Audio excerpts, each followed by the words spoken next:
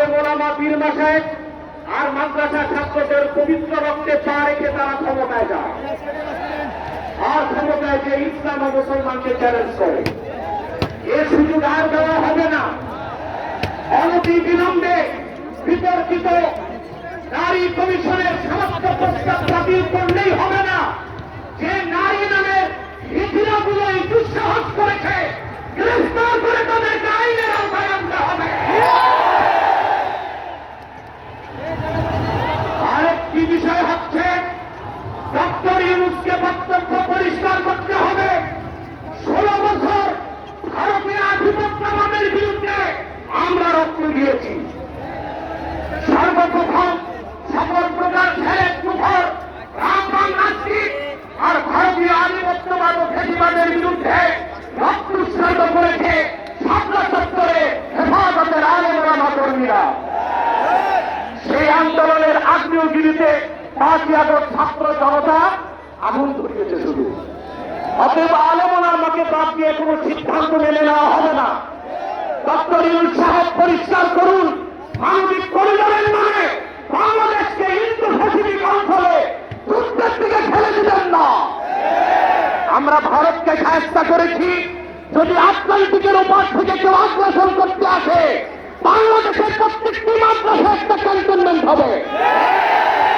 সেনাবাহিনীর সাথে কাঁধে কাঁধ মিলিয়ে মাদ্রাসার ছাত্ররা দেশ রক্ষায় মাঠে নামবে।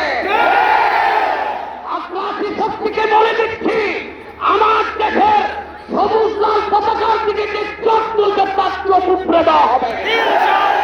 আমার বাংলার কোন এক ইঞ্চি মাটিতে আগ্রাসনের থাবা বসালে সেই কালো হাত ভেঙে দেওয়া হবে। বিদায় লগ্নে আরো 3টি দাবি আমাদের পক্ষ থেকে লাক্সারি আইন করতে হবে। Freedom of expression, freedom of speech. বাক স্বাধীনতার নামে ইসলাম বিরোধিতা যেই করবে তাকে আইনের আওতায় আনতে হবে।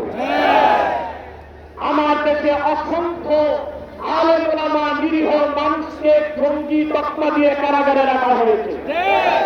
যদি বাবর সাহেব মুক্তি পায় তাহলে যে সমস্ত আলেম ওলামা জঙ্গির মামলায় ভিতরে তারা কেন মুক্তি পাবে না? তাদের মুক্তির আগে সংস্কার না নির্বাচন হতে দেওয়া হবে না।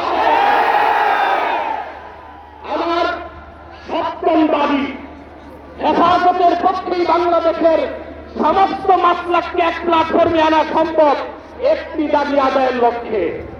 সেটা হচ্ছে বাংলাদেশে কাদিয়ানীদেরকে অবশ্যই অমুসলিম ঘোষণা করতে হবে। হেফাজত যদি ডাক দেয় তাহরিকে 97 সারা বাংলাদেশের মাসলাক আসবে।